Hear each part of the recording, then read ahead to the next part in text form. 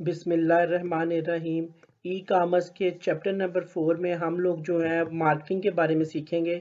Marketing जो है वो कॉमर्स की मार्केटिंग से रिलेटेड बात नहीं कर रहे, बल्कि हम ई कामर्स की मार्केटिंग के से रिलेटेड बात कर रहे हैं। यानी कि हम मार्केटिंग की बात कर रहे हैं वेब के पर्सपेक्टिव से। तो इस चैप्टर में हम मार्केटिंग की डिफरेंट स्ट्रेटजीज और डिफरेंट सेगमेंट्स के बारे में बात करेंगे। तो स्टार्ट हम कर रहे हैं मार्केटिंग स्ट्रेटजीज के बारे में। सबसे पहले जो है 4 पीज ऑफ मार्केटिंग वो सेम है जो कि कॉमर्स में यूज होते हैं। वही हम जो है वही 4 पीज जो है वो इलेक्ट्रॉनिक कॉमर्स की भी मार्केटिंग के लिए जो है वो इम्पोर्टेंट है। यानी कि आपको पता होना चाहिए कि आपकी कौन सी प्रोडक्ट या कौन सी सर्विसेज हैं जो कि आप लोग सेल करने जा रहे हैं, और उन प्रोडक्ट की जो है वो मार्केट प्राइस क्या होनी चाहिए, कंपेटिटर्स के जो है वो रेट का आपको आइडिया होना चाहिए, कस्टमर की पॉकेट का भी आइडिया होना चाहिए कि आप लोग जो है वो किस प्राइस पे जो है वो अपनी प्रोडक्ट्स को सेल कर सकते हैं। और इसके साथ साथ आपने अपनी प्रोडक्ट को सेल करने के लिए कैसे जो है अपने कस्टमर्स को नाउ हाउ दी है, कैसे आपने उसको जो है वो लोगों तक उसकी इंफॉर्मेशन पहुंचाई है। और साथ साथ आप लोगों को ये भी पता होना चाहिए कि आपकी जो है वो प्रोडक्ट्स या आपकी जो सर्विसेज हैं उनको किन प्लेसेस पे, किन लोकेशंस पे, किन एरियाज में जो है उसको हम जो है वो मार्केट कर सकते हैं या सेल कर सकते हैं। तो नेक्स्ट डायग्राम भी इसी चीज़ को एक्सप्लेन कर रही है, 4 पीज ऑफ मार्केटिंग को। आपकी वही मार्केटिंग स्ट्रेटेजी जो कि कॉमर्स में यूज होती है उसको हम इलेक्ट्रॉनिक कॉमर्स में भी उसी को यूज करते हैं। तो वही 4 पीज कि आप लोगों ने क्या सेल करना है, आपको अपनी प्रोडक्ट्स का पता होना चाहिए, और आपको अपनी प्रोडक्ट को कैसे सेल करना है, उसको कैसे कस्टमर तक पहुंचाना है, या उसकी जो है क्या प्राइस होनी चाहिए, किस रेट पे सेल होना चाहिए, ये क्लियर होना चाहिए। इसके अलावा आपकी जो है वो प्रोडक्ट्स को जो है उसको हम जो है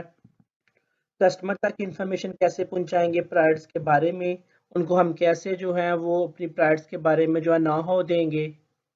और इसके अलावा जो है वो 4 पी जो है कि आपने जो है वो किन एरियाज में, किन प्लेसेस पे, किन लोकेशन पे जो है वो सूटेबल जो है आपकी ये प्रोडक्ट जो है ये इसको सेल आउट किया जा सकता है। What to sell, how to sell, who to sell and where to sell. ये 4 पीज को जो है उसने आपकी मार्केटिंग स्ट्रेटजीज को जो है वो एक्सप्लेन किया यहाँ पे। हम नेक्स्ट मूव कर रहे हैं। तो सबसे पहला क्वेश्चन जो हमारे माइंड में रेज होगा या जो हमें पता होना चाहिए वो सबसे पहले ये है कि मार्केटिंग की जो है वो दो मेन स्ट्रेटजीज हैं। एक ये है कि जिसको हम प्राइड बेस्ड मार्केटिंग कहते हैं, और दूसरी जो है वो कस्टमर बेस्ड मार्केटिंग है। इन दोनों में क्या डिफरेंस है?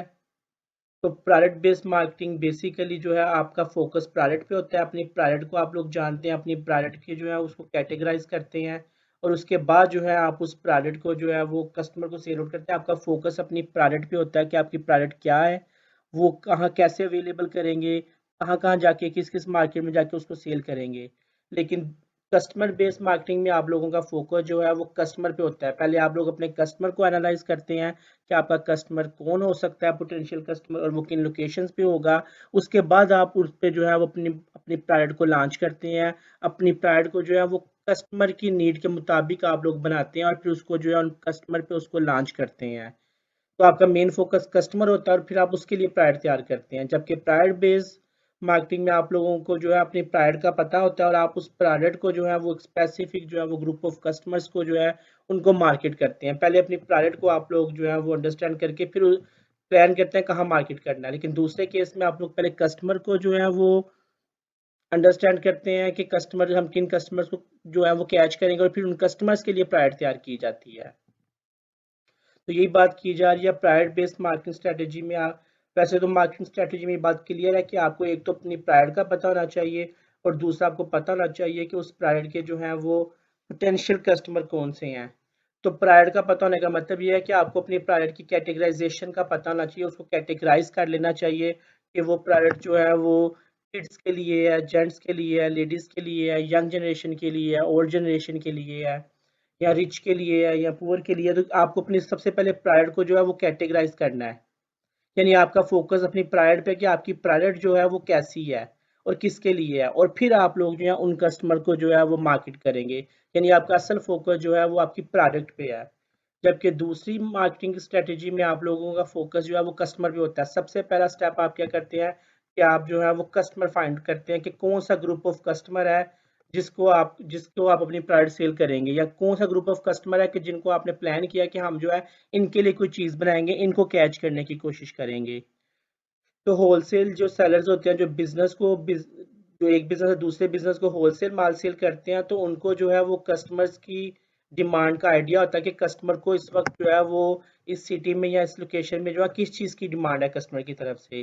तो वो होलसेल लेवल पे दूसरे बिजनेसेस को वो चीज़ें प्रोवाइड कर रहे होते हैं कि ये वाली चीज़ इस एरिया में जो है इस चीज़ की डिमांड है, तो लिहाजा इसको जो है वो हम आपको जो है वो होलसेल लेवल पे सेल कर रहे हैं ताकि आप इसको जो है वो आगे फर्दर सेल आउट कर सकें। तो होलसेल लेवल पे इस चीज़ का ज़्यादा फोकस रखा जाता है कि आप लोग जो हैं वो कस्टमर की नीड क्या है ताकि उस तरह की प्रोडक्ट्स को जो है वो हम लोग जो है वो सप्लाई करें रीसेलर को। नेक्स्ट वो आप लोगों को बता रहा है कि आपको पहले जो है वो अपने पोटेंशियल कस्टमर ढूंढने हैं कस्टमर बेस्ड मार्केटिंग में, और फिर बाद में अपनी प्रोडक्ट्स को उन कस्टमर्स को सेल करना है। अच्छा, जो भी आप मार्केटिंग स्ट्रेटजी यूज़ कर लें तो सबसे इम्पोर्टेंट चीज़ ये है कि आप लोग जो है मार्केटिंग कर कैसे रहे हैं, कौन सा मीडिया यूज़ कर रहे हैं, न्यूज़पेपर से, टीवी कमर्शियल से, या आप जो है वो किस किस वे से कम्युनिकेट कर रहे हैं कि आप जो है वो अपने जो है प्रोडक्ट की मार्केटिंग कर रहे हैं। और यहाँ पे बात की जा रही है कि अगर आप ऑनलाइन एक फार्म में है तो आपके लिए जो है मार्केटिंग करना और कस्टमर को ट्रस्ट दिलाना है कि आपकी चीज़ जो है वो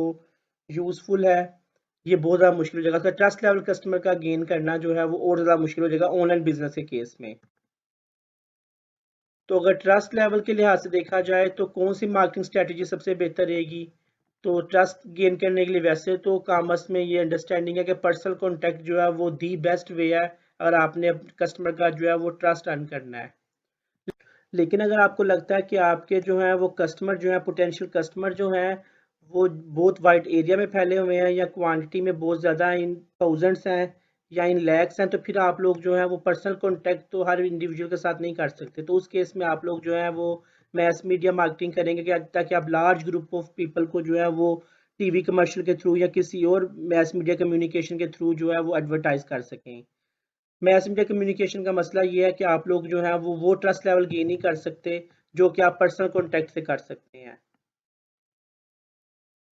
तो कंपनी जो है वो बेसिकली जो है वो वेब को यूज़ कर रही हैं आजकल, वो इन दोनों चीज़ों का बेनिफिट जो है वो एक साथ जो है वो एक्सेस करने के लिए, यानी कि आपको जो है पर्सनल कांटेक्ट के जो है वो ट्रस्ट लेवल भी अचीव हो जाता है वेब के थ्रू, और साथ आप लोग जो है वो लार्ज नंबर ऑफ पीपल तक जो है वो अपनी जो है वो मार्केटिंग स्ट्रेटेजी जो है वो अप्लाई कर सकते हैं। जैसा कि ये डायग्राम आप लोगों को ये शो कर रही है कि मैस मीडिया मार्केटिंग से बेसिकली आप लोग जो है वो थाउजेंड ऑफ लोगों तक अपना जो है वो कमर्शियल के थ्रू या किसी और मीडिया के थ्रू जो है वो मार्केटिंग कर सकते हैं। लेकिन इस केस में आपका आपका जो पोटेंशियल कस्टमर है वो आपसे इंक्वायरी नहीं कर सकता, आपसे पूछ नहीं सकता, आपसे बात नहीं कर सकता कि आप जो है ये प्रोडक्ट इस लिहाज से कैसी है या इस लिहाज से कैसी है, आपसे क्वेश्चन नहीं कर सकता। जब जबकि आप लोग जो है वो एक लार्ज ग्रुप ऑफ पीपल को जो है वो आप लोग जो है वो इस केस में जो है वो अपना मैसेज कन्वे कर देते हैं। अलबत्ता पर्सनल कॉन्टैक्ट के केस में आप लोग अपने कस्टमर के साथ जो इन्फॉर्मेशन अपने प्रोडक्ट के बारे में कन्वे करते हैं वो आपसे डिफरेंट क्वेश्चन पूछ सकता है, इंक्वायरीज कर सकता है, और अपना ज़्यादा बेटर सेटिस्फेक्शन लेवल या ट्रस्ट लेवल आपकी प्रोडक्ट पे आपकी कंपनी पे जो है वो अचीव किया जा सकता है। अच्छा, वेब जो है इसको इंटरमीडिएट कंसीडर किया जाता है इस पॉइंट ऑफ व्यू से, यानी आपकी बनी हुई वेबसाइट या वेब एडवर्टीजमेंट या वेब मार्केटिंग के थ्रू आप लोग जो है वो एक बेनिफिट ये मैस मीडिया वाला अचीव कर लेते हैं कि आप लोग लाखों करोड़ों लोगों तक जो है वो अपनी प्रोडक्ट्स अपनी इंफॉर्मेशन को जो है वो पहुंचा रहे हैं। इसके साथ साथ अगर कोई आपकी वेबसाइट पे आके आपसे कुछ पर्सनल इंफॉर्मेशन लेना चाहता है, आपसे रब्ता करना चाहता है आपकी मार्केटिंग टीम से, आपके एचआर मैनेजर से, या आपके जो है वो डिफरेंट सेल्स मैनेजर्स वगैरह से, तो वो आपकी वेबसाइट पे फीडबैक फॉर्म पे या कॉन्टैक्ट अस पे या डिफरेंट तरीकों से आपको जो है वो अप्रोच कर सकता है।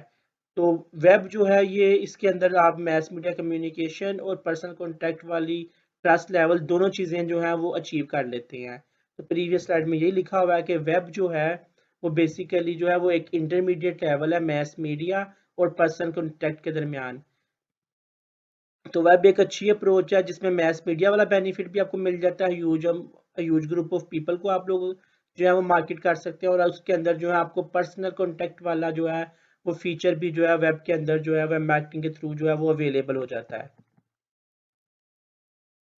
नेक्स्ट हम बात करेंगे मार्केट सेगमेंट्स के बारे में। जैसा कि हमने जो है वो प्रोडक्ट बेस्ड मार्केटिंग में बात की थी कि आप लोग अपने प्रोडक्ट की जो है वो कैटेगराइजेशन कर लेते हैं। इस तरह कस्टमर बेस्ड मार्केटिंग में आप लोगों का पहला काम ये होता है कि अपने कस्टमर्स के सेगमेंट्स बना लिए जाएं कि आपके पास किस किस तरह के कस्टमर्स हो सकते हैं, ताकि आप उन स्पेसिफिक कस्टमर्स को जो है वो आप उन पे जो है वो मार्केटिंग कर सकें। तो अगर बात की जाए कस्टमर्स के सेगमेंट्स की कि आपके कस्टमर किस पोटेंशियली किस किस तरह के हो सकते हैं, तो बेसिकली जो है वो कॉमर्स में 3 मेन तरह की सेगमेंटेशन होती है। सबसे पहले आप है वो कस्टमर जो कि जियोग्राफिकल जो है वो सेम लोकेशन पे जो है वो पाए जा रहे हो, या जियोग्राफिकली जो है लोकेशन वाइज जो है वो आप सेगमेंटेशन कर सकते हैं अपने यूजर्स की। हमने गुजरांवाला के लोगों को मार्केट करना है, या हमने पंजाब के लोगों को मार्केट करना है, या हमने जो है वो सेक्टर टाउन के लोगों को जो है वो मार्केट करना है, या गुजरांवाला में पंजाब यूनिवर्सिटी के स्टूडेंट्स को जो है वो हमने अप्रोच करना है। जियोग्राफिक जो है वो सेगमेंटेशन आपकी किसी स्पेसिफिक एरिया या लोकेशन वाइज जो है वो आपकी कस्टमर की सेगमेंटेशन है। इसके अलावा दूसरी सेगमेंटेशन है डेमोग्राफिक सेगमेंटेशन। इस केस में आप लोग जो है वो बेसिकली जो है वो अपने कस्टमर्स को जो है वो एज वाइज या जेंडर वाइज या उनकी एजुकेशन या उनकी बैकग्राउंड की बेस पे जो है वो जज करते हैं, फैमिली फैमिली इनकम की बेस पे कि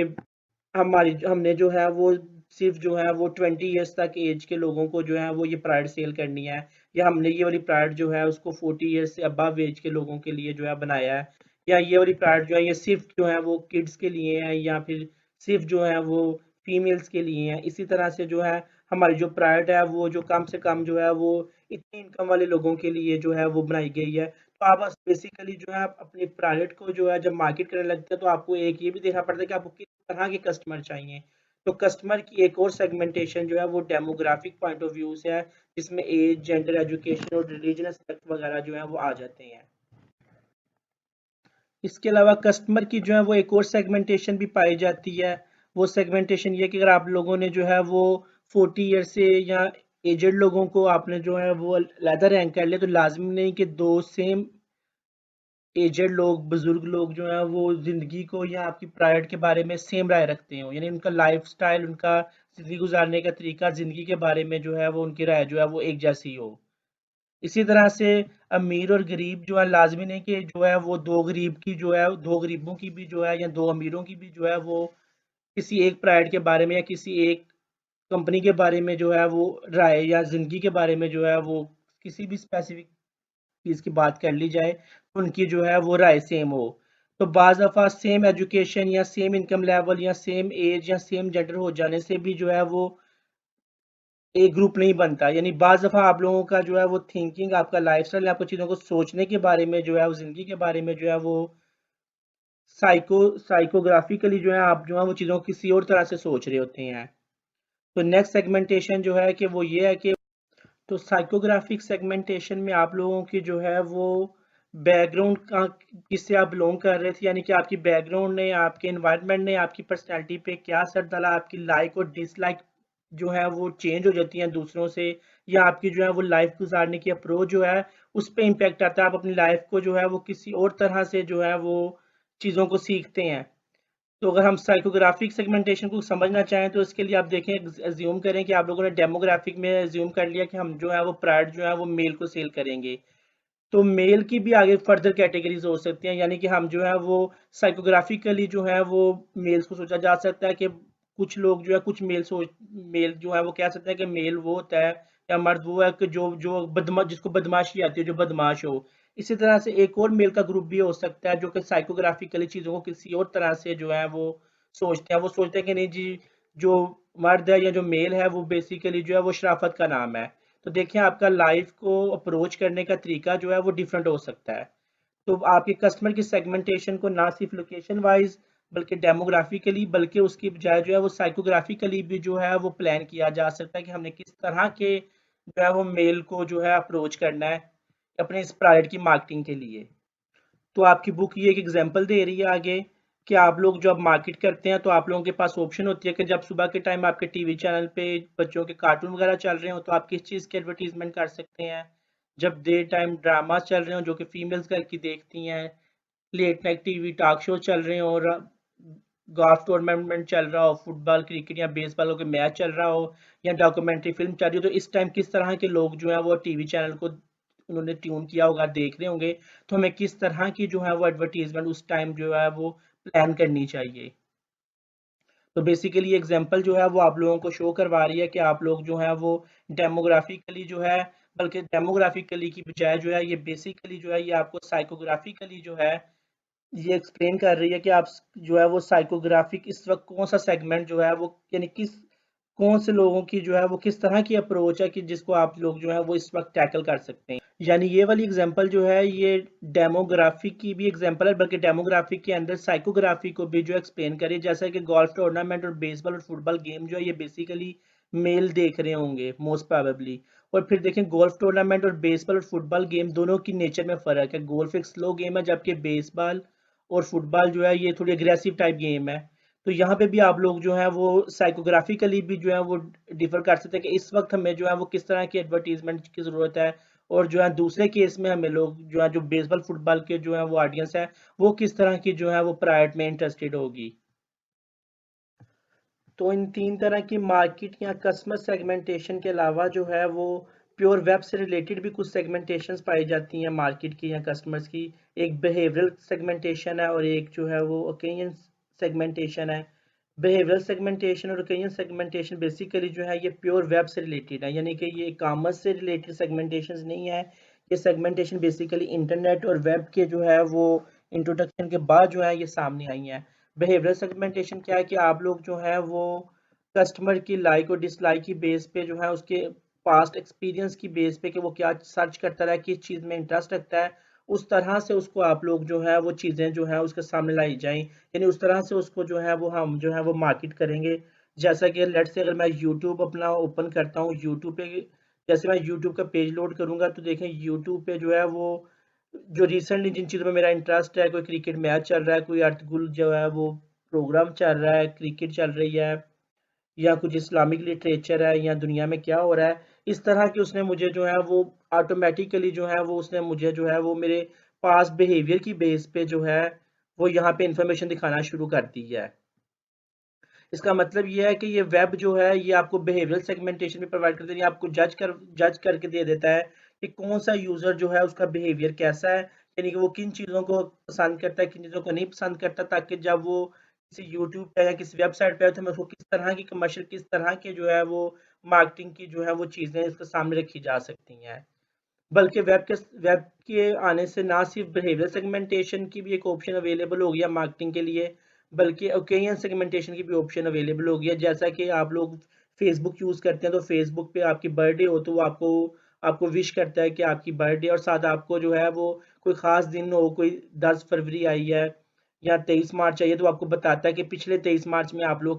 लोगों ने क्या क्या चीज़ें पोस्ट की थी, या आप लोग किससे मिले थे इस दिन, जो है वो आपकी कहाँ पे किससे मुलाकात हुई थी। तो वो डिफरेंट ओकेजन को याद रखे फेसबुक आपको जो है वो याद करवाता है पुराने पुराने टाइम को, कि आप जो है वो इस दिन या इस टाइम जो है आपके साथ क्या चीज़ हुई थी, या क्या इवेंट जो है वो आप लोगों ने सेलिब्रेट किया था। तो ये जो है ये आपकी प्योर कॉमर्स की सेगमेंटेशन के अलावा ये वेब से रिलेटेड सेगमेंटेशन है, जो कि आपके पास बिहेवियर की बेस पे मार्केटिंग करवा रहा है आपको, यानी वो चीज़ें दिखा रहा है जिसमें आपका इंटरेस्ट है, या फिर आपके जो है वो पास्ट एक्सपीरियंसेस के बेस पे जो है वो आपके सामने जो है वो डिफरेंट तरह के इवेंट प्रोड्यूस कर रहा है। तो जब आप लोग जो है वो अपनी मार्केटिंग को कस्टमर के बिहेवियर और डिफरेंट ओकेजन्स के साथ अटैच कर लेते हैं, जो कि प्योर वेब में पॉसिबल है, तो बेसिकली आप जो है वो गुड कस्टमर एक्सपीरियंस की वजह से जो है ना कस्टमर का ट्रस्ट बहुत आसानी से जीत सकते हैं, यानी अपनी प्राइड्स के बारे में, अपनी वेबसाइट के बारे में उसकी जो है वो लॉयल्टी गेन कर सकते हैं, क्योंकि आप उसके बिहेवियर को भी जान गए हैं कि आपका कस्टमर जो है वो किस तरह का जो है वो बिहेवियर रखता है, किस तरह की चीज़ों में इंटरेस्टेड है, और उसकी डिफरेंट पास्ट एक्सपीरियंसेस की बेस पे डिफरेंट ओकेजन्स को आपने कैच कर लिया हुआ है, ताकि आप उसको जो है वो डिफरेंट ओकेजन्स के डिफरेंट डेट्स पे डिफरेंट टाइम पे जो है आप उसको जो है वो कन्विंस कर सकें, अपने साथ जो है वो लाए रख सकें अपनी वेबसाइट के साथ, ताकि आप उसको जो है वो अच्छे तरीके से कैच कर सकें, मार्केट कर सकें। तो मार्केट का मेन पर्पस तो ये होता है कि आपका स्ट्रॉन्ग रिलेशनशिप बने। तो वेब के जो दो सेगमेंटेशन है, बिहेवियरल सेगमेंटेशन और ओकेजनल सेगमेंटेशन, ये आपको जो है आपके कस्टमर को कैच करने में बहुत ज़्यादा हेल्प आउट करता है। तो वेब में जो है वो मार्केटिंग की ये सेगमेंटेशन जो है ये बड़ी यूजफुल समझी जाती है, क्योंकि आप जो है वो अपने यूजर का, अपने जो है वो कस्टमर का जो है वो बिहेवियर और उसके डिफरेंट जो है वो इवेंट्स, उसके ओकेजन्स को जो है वो आप कैप्चर करके फ्यूचर में जो है उसको आप जो है फिर कैच कर सकते हैं, कन्विंस कर सकते हैं डिफरेंट फर्दर जो है वो अपनी प्रोडक्ट्स की तरफ। नेक्स्ट वो बात कर रहा है कि जब आप वेब पे सेल करने आते हैं चीज़ों को, तो आपको थोड़ा सा देखना पड़ता है कि आपने कितने पैसे लगा के अपने कितने कस्टमर्स को जो है अपनी वेबसाइट पे लेके आए, और उन कस्टमर्स में से कितने लोग ऐसे थे जिन्होंने जो है वो शॉपिंग की, यानी कि चीज़ों आपको ऑर्डर दिया, आपके यानी कितने विजिटर्स जो है वो आपके कस्टमर्स बन गए, और उसके बाद उनमें से कितने कस्टमर जो है वो वापस जो है वो फ्रीक्वेंटली या बार बार जो है आपकी वेबसाइट में आके आपको जो है वो ऑर्डर्स देते रहे हैं। कॉमर्स में भी जो है ये टर्म यूज होती है, इसको हम फनल मॉडल कहते हैं।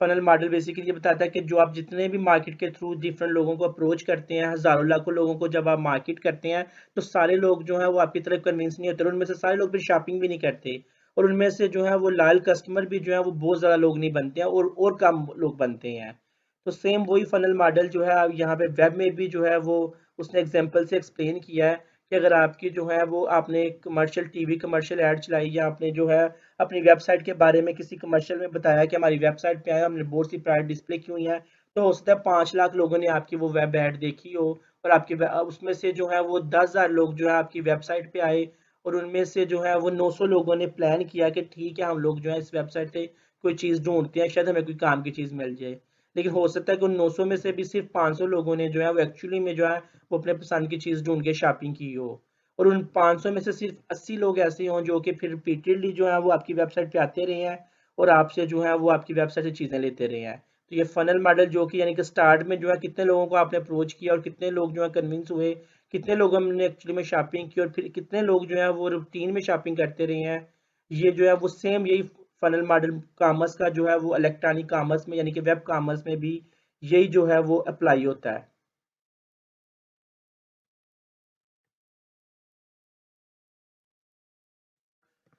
तो फनल मॉडल के कंसेप्ट के बाद जो है वो नेक्स्ट जो कंसेप्ट आता है वो है एडवर्टाइजिंग ऑन द वेब, कि आप वेब पे जो है वो एडवर्टाइजमेंट कैसे करते हैं। तो आजकल जो वेब में एडवर्टाइजमेंट का सबसे बड़ा जो वे है, जो सबसे ज़्यादा यूज़ किए जाने वाला वे, वो ये है कि आप अपने वेबसाइट पे अपने वेब पेजेस पे जो है वो बैनर ऐड शो कर देते हैं। जिस तरह के फेसबुक की वेबसाइट पे जाएं तो फेसबुक पे भी जो है वो छोटे छोटे से डिफरेंट जो है वो आइकन जो है वो स्टैंडर्ड बैनर साइज जो है वो रेक्टेंगुलर शेप आइकन शो देता है, जिसमें डिफरेंट तरह की प्राइस डिफरेंट कंपनीज की जो है वो आपको शो हो रही होती हैं, ताकि आप जो उन पे क्लिक करें और फर्दर जो है उन वेबसाइट्स को जो है वो ओपन कर लें। तो बैनर ऐड जो है वो एक वे है इस वक्त जो है आप लोगों की वेब पे एडवर्टीजमेंट का। अच्छा, जब आप उन पे क्लिक करते हैं किसी एक स्पेसिफिक, आपने पैंट शर्ट्स की जो है वो ब्रांड पे क्लिक कर दिया उन बैनर ऐड में से, तो फिर वो नेक्स्ट टाइम फेसबुक जो है वो आपके इस बिहेवियर को सेव कर लेता है कि आपका इस चीज़ में इंटरेस्ट है। नेक्स्ट टाइम इससे रिलेटेड ज़्यादा वो आपको जो है वो कंपनीज की प्राइड्स को दिखाएगा जिन्होंने एड्स की रिक्वेस्ट की होगी फेसबुक को। वो आपके बिहेवियर को कैच करता है कि आप लोगों को जो है वो किस वक्त जो है वो कौन सी ऐड जो है वो दिखाई जाए। लेकिन इस बैनर ऐड की कास्टिंग कैसे की जाती है, यानी ये कैसे जज होता है कि कितने कितने चार्जेस बनेंगे। तो उसके लिए जो है वो बेसिकली जो है कास्ट पर थाउजेंड मेजर की जाती है। जिस तरह यूट्यूब भी जो है अगर आपकी देखी हुई वीडियो को जो है पर थाउजेंड व्यूज पे जो है वो आपको जो है वो पेमेंट करते हैं, यानी अगर आपकी कोई एक वीडियो जो है वो 1,000 दफ़ा देखी गई है, तो नॉर्मली यूट्यूब जो है वो $3 से $4 आपको पे करता है कि आपकी ये वाली वीडियो जो है वो 1,000 बार देखी गई है। अगर 30,000 बार देखी गई है तो उस लिहाज से पेमेंट होगी। तो कास्ट पर थाउजेंड जो है वो नॉर्मली जो है वो इंटरनेट पे जो है वो चलता है। तो आपकी बैनर एड्स जो है जिसकी अभी हमने बात किया, तो बैनर एड्स की कास्टिंग कैसे जज होती है, तो इसका भी तकरीबन यही तरीका है कि देखा जाता है कि आपकी बैनर्स ऐड जो है वो आपके यूज़र के सामने कितनी दफ़ा सामने आई हैं। यानी कि आपकी जो है वो ऐड जो है आपके यूज़र के सामने आई और 4-5 सेकंड के बाद जो है वो डिसअपीयर हो गई। फिर 30 सेकंड के बाद या 1 मिनट के बाद आपकी ऐड जो है वो दोबारा आपके यूज़र के सामने, फेसबुक को यूज़ करने वाले के सामने लोड हुई। तो टोटल कितनी दफ़ा आपकी ऐड आपके यूज़र डिफरेंट लोगों के सामने लोड हुई, और उनमें से कितने लोगों ने आपके जो है वो आपकी ऐड पे क्लिक करके आपके वेब पेज को ओपन किया, कितनी हज़ार दफ़ा आपका वेब पेज ओपन हुआ, कितनी हज़ार दफ़ा आपकी ऐड जो है लोगों के सामने आई। तो ये जो है इस पेज पे जो है आपके बैनर एड्स की जो है वो कास्ट जज हो जाती है कि इतनी इतने जो है वो चार्जिंग है, इतनी दफ़ा हमने जो है आपकी ऐड को अपनी वेबसाइट पे जो है वो मार्केट किया है।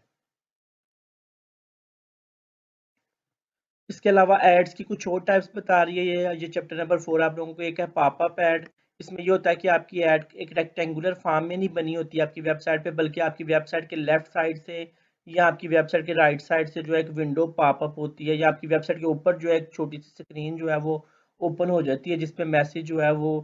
लिखा होता है कि इस वेबसाइट पे क्लिक करें तो ये वाली प्रोडक्ट्स आपके सामने जो है वो ओपन हो जाएंगी, आपको कन्विंस किया जा रहा होता है। तो बाज़ दफ़ा जो है वो रेक्टेंगुलर ऐड जो कि वेबसाइट के अंदर लगी होती हैं परमिशन के साथ, उसकी बजाय पॉपअप एड्स भी आ जाती हैं जो लेफ्ट साइड से या राइट साइड से जो है वो आपकी स्क्रीन पे पॉपअप हो जाती हैं। इसके अलावा इंटरस्टेशियल एड्स भी जो है वो पार्ट होती हैं आपकी वेब एड्स का। बाज़ दफ़ा आप किसी लिंक पे क्लिक करते हैं तो वो लिंक तो ओपन हो जाता है, लेकिन उसके अलावा 2-3 और लिंक्स ओपन हो जाते हैं। बाज़ दफ़ा आप उस लिंक पे क्लिक करते हैं तो 2-3 और लिंक्स जो हैं वो आपकी विंडो में ओपन हो जाते हैं। बाज़ दफ़ा वो लिंक्स जो हैं वो किसी दूसरी विंडो में ओपन हो जाते हैं। तो ऐसी ऐड जो कि आप पे क्लिक करने पे ऑटोमेटिकली जो है वो किसी नई विंडो पे जो है वो ओपन हो जाएँ, तो उनको हम इंटरस्टेशियल ऐड कहते हैं। अच्छा, इससे पहले बैनर ऐड जो है वो आपकी वेबसाइट पे छोटे-छोटे रेक्टेंगल्स होते हैं। पॉपअप ऐड आपकी वेबसाइट पे लेफ्ट या राइट साइड से जो है वो लोड होती है, स्क्रॉल होके आती है और फिर वो वापस भी भेजी जा सकती है। जबकि इंस्टेंटेशन ऐड जो है ये बेसिकली एक पूरा एक पेज होता है, जो या तो आपके ओपन किए हुए पेज की जगह खुल जाता है या फिर 1, 2, 3 अलग पेज खुल जाते हैं अलग विंडोज़ में। अलबत्ता कुछ तरीके अवेलेबल हैं, कुछ ऐसे सॉफ्टवेयर भी हैं जो कि आपकी बैनर्स ऐड को, पॉपअप ऐड को या इंटरस्टेशियल ऐड को जो है वो ब्लॉक कर सकते हो, ताकि आप लोग जो है अपना काम फोकस के साथ कर सकते हो। इसके अलावा वो बता रहा है कि बाज़ दफ़ा ऐसे मैसेजेस आपकी स्क्रीन पे आ जाते हैं, बेसिकली ये पॉपअप ऐड नहीं है, आपकी स्क्रीन पे कोई चीज़ जो है वो पॉपअप हो गई है। लेकिन जैसे आपने ओके का बटन दबाया या क्लोज का बटन दबाया, ओके किया, तो ये डिस्गाइज बैनर ऐड या ये डिस्गाइज पॉपअप ऐड जो है ये आपकी स्क्रीन पे जो है वो कोई इंटरस्टेशियल ऐड को जो है वो ओपन कर देंगी। नेक्स्ट हम बात करें साइट स्पॉन्सरशिप की। तो कुछ वेबसाइट आपको स्पॉन्सरशिप देती हैं कि आप जो है अपनी एडवर्टीजमेंट अपनी जो है वो कंपनी की प्रोडक्ट्स को, अपने ब्रांड्स को जो है, अपनी सर्विसेज को जो है इन वेबसाइट्स पे जो है वो प्रमोट कर सकते हैं आप लोग। तो आप अपने अगर अपने अपने फेसबुक पे या यूट्यूब पे या किसी और वेबसाइट पे अपनी प्रोडक्ट्स को, अपनी सर्विसेज को जो है वो एडवर्टाइज करना है, तो आपको पहले उस वेबसाइट की स्पॉन्सरशिप चाहिए होगी। नेक्स्ट हम बात कर रहे हैं कि वेब में मार्केटिंग करने का एक और तरीका ईमेल मार्केटिंग है, कि आप लोग जो हैं वो अपने कस्टमर्स को या कस्टमर के एक बड़े ग्रुप को या एक स्पेसिफिक सेगमेंट को जो है वो ईमेल भेजें। ईमेल नॉर्मली कंसीडर किया जाता है कि ये लेस देन 1 पैसा जो है वो पर ईमेल आपको एक्सपेंस आता है। लेकिन क्या ईमेल कर देना हज़ारों लोगों को, लाखों लोगों को ये इफेक्टिव वे है? कितने लोग आपकी ईमेल पढ़ के आपकी वेबसाइट पे या आपके जो है प्रोडक्ट्स की तरफ आपके उस प्रमोशन को एक्सेप्ट करके आपकी जो है वो सेल और रेवेन्यू में इंक्रीमेंट कर सकते हैं? बाज़ दफ़ा आप किसी वेबसाइट पे अपना अकाउंट क्रिएट करते हैं, अपना ईमेल लगाते हैं, तो नेक्स्ट टाइम जो है उस तरह की और वेबसाइट से या उस वेबसाइट से आपको डिफरेंट ईमेल्स आने लगती हैं, जिसकी वजह से आप डिस्टर्ब रहते हैं कि ये ईमेल्स आई जा रही हैं उस वेबसाइट की तरफ से। तो इसका बेटर वे तो वैसे ये है कि आप लोग जो है वो ऑप्ट इन ईमेल वाली फीचर्स को यूज़ करें। बाज़ दफ़ा लोग जो है वो चाहते हैं कि ये इस वेबसाइट से हमें जो है वो ईमेल्स आना शुरू हो जाएँ। जैसे ही जो है वो कोई नई जॉब आए, जैसे ही जो है वो कोई नया स्कॉलरशिप आए, तो वेबसाइट जो है हमें ऑटोमेटिकली ईमेल भेजे। तो बाज़ दफ़ा वेबसाइट्स आप लोगों को कहती हैं कि आप अपना अकाउंट क्रिएट करें और अपना हमें ईमेल एड्रेस प्रोवाइड करें, तो फ्यूचर में हम आपको ऑटोमेटिकली जो है क्योंकि आपने हमें रिक्वेस्ट किया तो हम आपको ईमेल भेजेंगे। ऐसी ईमेल जो कि हमने खुद डिमांड की हो कि हमें ईमेल आए, तो नॉर्मली उसका रिस्पॉन्स रेट जो है, उसका कन्वर्जन रेट ज़्यादा होता है एज़ कम्पेयर टू वो वाली ईमेल जिसमें आप लोगों ने बस ईमेल एड्रेस लेके और उसको जो है वो एक्सप्लॉइट कर रहे हैं और डिफरेंट तरह की जो है वो उस कस्टमर को मुसलसल जो है वो ईमेल्स भेजते जा रहे हैं उसके ईमेल एड्रेस पे। ईमेल मार्केटिंग के बाद technology enabled customer relationship management का जो है वो की बात की जा रही है इस चैप्टर में। ये बात हम पहले भी कर चुके हैं कि आप लोग अपने कस्टमर का जो है वो बिहेवियर, उसका बाइंग पैटर्न, उसका इंटरेस्ट जो है, उसके ओकेजन्स को आप नोट डाउन कर लेते हैं और फिर उसके सामने जो है वो उस कस्टमर को कैच करने के लिए, उस कस्टमर से रिलेशनशिप रखने के लिए फिर उस तरह की मार्केटिंग जो है उसके सामने, उस तरह की जो है वो आप कमर्शियल, उस तरह की एडवर्टीजमेंट, उस तरह की प्राइड उसको डिस्प्ले करते हैं जिसमें उसका इंटरेस्ट होता है। तो आजकल जो है वो तकरीबन सारी वेबसाइट, सारा वेब जो है वो technology enable customer relationship management पे काम कर रहा है, यानी कि कस्टमर के बिहेवियर और कस्टमर के बाइंग पैटर्न्स और कस्टमर के जो है वो ओपिनियंस को जो है वो नोट डाउन करके वेबसाइट जो है वो फ्यूचर में उसके साथ जो है वो निगोशिएशन करती हैं और डिफरेंट तरह की जो है वो एड्स और डिफरेंट तरह की प्रोडक्ट्स जो है वो उसको उसके बिहेवियर की बेस पे दिखाई जाती हैं। इसके अलावा नेक्स्ट बात की जा रही है इस चैप्टर में कि अगर आप लोगों ने अपनी प्रोडक्ट्स को जो है वो वेब पे क्रिएट करना है और मेंटेन करना है, तो आपको तीन चीज़ों का बहुत ज़्यादा जो है वो तीन एलिमेंट्स ऐसे हैं जो आपकी आपको अपनी ब्रांड को जो है वो वेब पे मेंटेन रखने के लिए और आपके ब्रांड को वेब पे क्रिएट करने के लिए ज़रूरी है। सबसे पहले आपको जो है वो डिफरेंशिएशन चाहिए, यानी कि आपका ब्रांड आपकी प्रोडक्ट्स बाकी सिमिलर प्रोडक्ट्स जो कि वेब पे मिल रही हैं उनसे कैसे डिफरेंट है। इसके अलावा जो ब्रांड आप लोग जो है वो वेब पे सेल करने की कोशिश कर रहे हैं, वो जिस कस्टमर को आप लोग सेल करना चाहते हैं उस कस्टमर के लिए ये चीज़ जो है वो कैसे यूज़फुल है। और साथ उस आपको साथ अपनी वेबसाइट पे जो है आपको अपनी इस प्रोडक्ट के बारे में जो है वो लोगों के रिव्यू भी शो करने होंगे कि ताकि पता चल सके कि आपकी ये जो है आपकी ये प्रोडक्ट आपका ये जो ब्रांड जिसको आप सेल करने की कोशिश कर रहे हैं ये कितना ज़्यादा जो है वो इफ़ेक्टिव है, कितना ज़्यादा जो है ये बेटर है आपके जो है वो कस्टमर्स के लिए। तो ये तीन एलिमेंट्स नेक्स्ट डायग्राम में भी आपको इमेज में भी शो किए हुए हैं कि डिफरेंशिएशन होनी चाहिए, रेलेवेंस होनी चाहिए आपके ब्रांड की, आपके प्रोडक्ट की, और उसकी परसीव्ड वैल्यू की भी डिटेल होनी चाहिए कि आपकी प्रोडक्ट कितनी अच्छी है, आपकी प्रोडक्ट जो है वो कस्टमर के लिए जो है वो किस तरह से ज़रूरी है या किस तरह से उसके लिए जो है यूज़फुल है, और साथ आपकी प्रोडक्ट जो है बाकियों से कैसे बेहतर है।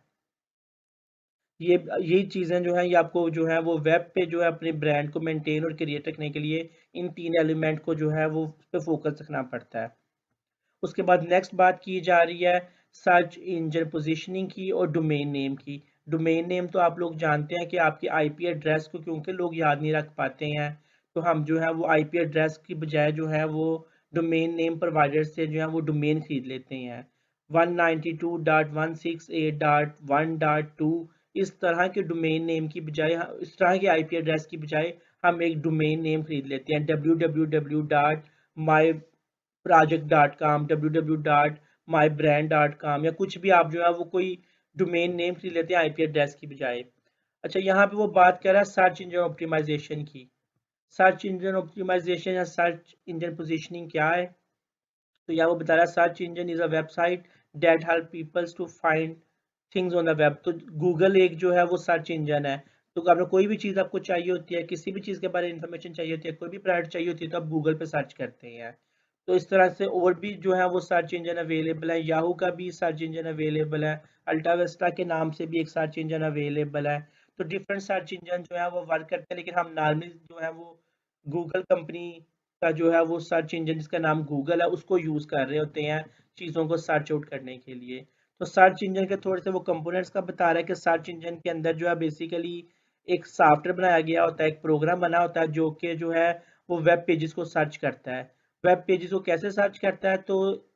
सर्च इंजन के अंदर एक डेटाबेस बनी होती है जिसने सारी दुनिया के वेब पेजेस को जो है वेब पेजेस की एक लिस्ट को अपने अंदर जो है मेंटेन किया होता है। और फिर सर्च इंजन सॉफ्टवेयर के अंदर जो है वो एक प्रोग्राम यूटिलिटीज जो है वो चलती है जो कि जज करती है कि आपने कौन सा कीवर्ड लिखा है, और वो सारे वेब पेजेस जो कि डेटाबेस के अंदर सेव है उनमें से कौन से वेब पेजेस जो है वो मैच करके दिखाने हैं। तो सॉफ्टवेयर जो है वो तरीके से आपके जो है लिखे हुए वर्ड्स को जो है वो मैच करता है, और मैच करता है जो कि इनकी स्टोर डेटाबेस में हर सर्च इंजन की अपनी एक डेटाबेस होती है जिसमें उन्होंने सारे जो है वो डोमेन नेम्स को आईपी एड्रेसेस को सेव किया होता है। जैसे ही आप कोई कीवर्ड प्रेस करते हैं, कोई चीज़ सर्च करने की कोशिश करते हैं, तो वो सॉफ्टवेयर जो है डेटाबेस में सेव हुई हुई सारे वेबसाइट्स के लिंक के अंदर से जाके कीवर्ड्स को मैच करता है कि जी आपको कौन सी वेबसाइट आपके सामने दिखा दी जाए। तो हो सकता है कि आपके सर्च इंजन को 1000 रिलेटेड वेबसाइट्स मिल जाएं जो आपने 2-3 वर्ड्स लिखे थे, या आपने लिखा था लाइव क्रिकेट मैच लिखा था, तो हो सकता है हजार उसको जो है वो वेबसाइट्स के लिंक मिल जाए जिसके अंदर ये वर्ड यूज हुआ हो। तो फिर वो आपको वो कैसे दिखाएगा कि सबसे पहले कौन सी वेबसाइट आप लोगों को दिखाई जाए। तो नेल्सन नेट रैंकिंग भी जो है रेटिंग जो है ये भी आजकल बहुत ज़्यादा चल रही है। ये इस चीज़ को चेक कर रही होती है कि कौन सी वेबसाइट जो है वो सबसे ज़्यादा यूज़ की जा रही हैं आजकल।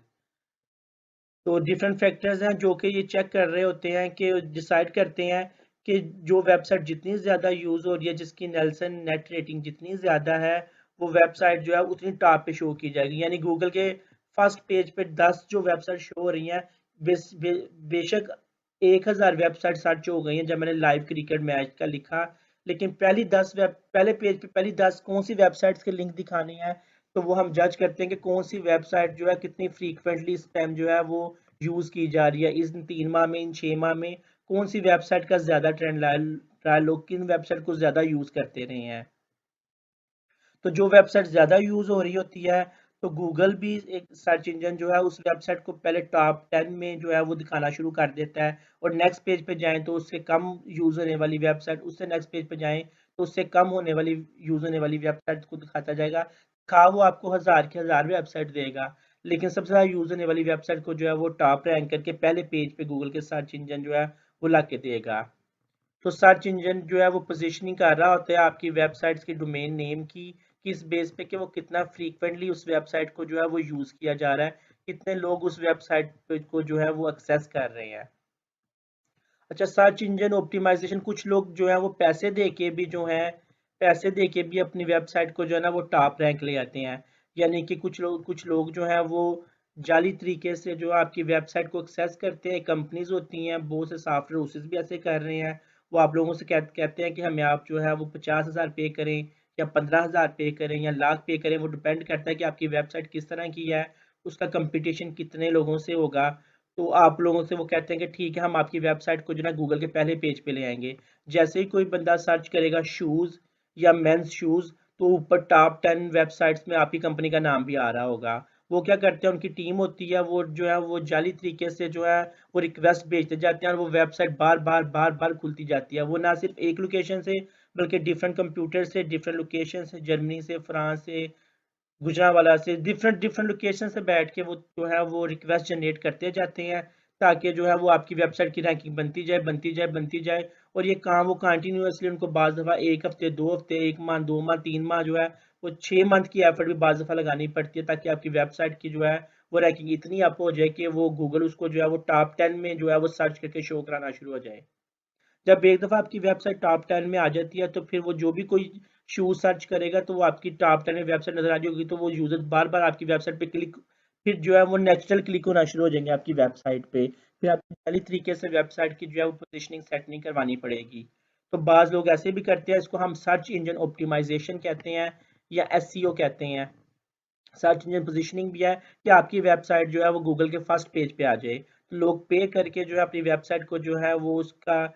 उसके क्लिक्स और उसके यूजेज को बढ़ा लेते हैं, और उसके बाद जब वो एक दफ़ा टॉप 10 में आ जाती है, तो फिर वो ऑटोमेटिकली लोगों की नज़र में आना शुरू हो जाती है और क्लिक होना शुरू हो जाते हैं। तो फिर वो मेंटेन रहती है। अगर फिर भी मेंटेन ना रहे, तो आप दोबारा भी जो है वो पेमेंट करके जो है वो अपनी वेबसाइट की जो है वो गूगल के या सर्च इंजन के जो है वो टॉप पेज पे पोजीशनिंग करवा सकते हैं। अच्छा, बाज़ दफ़ा लोग जो हैं, ये एक्सटर्नल एक पॉइंट लिखा हुआ है इस चैप्टर में कि वेबसाइट के जो है वो कुछ नाम के इश्यूज होते हैं। तो बाज़ दफ़ा लोग जो हैं वो एक नाम वेबसाइट का खरीदने की बजाय 2 3 4 नाम जो है वो खरीद लेते हैं। जिस तरह याहू वालों ने जो है वो इस नाम से www.yahoo.com के अलावा www.yahoo.com ये वाला भी जो है वो नाम खरीदा हुआ है। चाहे आप ये लिख रहे हैं, चाहे आप yahoo.com खरीद लें, तो ये दोनों में जो है याहू वालों की वेबसाइट जो है वो प्रॉबेबली जो है वो ओपन होगी। ये इसलिए ऐसे करते हैं, ज़्यादा डोमेन नेम इसलिए खरीद लेते हैं कि ताकि अगर किसी ने गलती से स्पेलिंग लिख दी है, तो किसी और कंपनी की वेबसाइट जो है वो ओपन हो, बल्कि फिर भी हमारी वेबसाइट ओपन हो। और बाज़ लोगों ने दूसरे नाम पे अपनी वेबसाइट ओपन नहीं की होती, बल्कि उस पे जो है वो कोई और वेबसाइट जो है वो ओपन कर दी होती है, जिसको हम जो है वो डोमेन नेम पार्किंग कहते हैं। यानी उस डोमेन नेम पे जो है वो टेम्परेरीली कोई सिंपल सा वेब पेज बना के रख दिया होता है, या लिख दिया होता है कि this website is under construction, या this website is not in use of any company. तो नेक्स्ट जो है वो हम ये चैप्टर जो है ये वाइंड अप हो गया। इस चैप्टर में हम लोगों ने मार्केटिंग की स्ट्रेटजीज, मार्केटिंग के सेगमेंट्स, डिफरेंट टाइप्स की एड्स, और इसके अलावा जो है वो टेक्नोलॉजी इनेबल आजकल जो कस्टमर रिलेशनशिप मैनेजमेंट चल रही है, आपके बिहेवियर को जज करके जो है आपको एडवर्टीजमेंट दिखाई जाती है। और इसके अलावा आप अपनी वेबसाइट को कैसे जो है वो अपनी डोमेन नेम को जो है वो कैसे सर्च इंजन में जो है वो टॉप पोजीशन दिला सकते हैं, इनके बारे में हमने बात की है।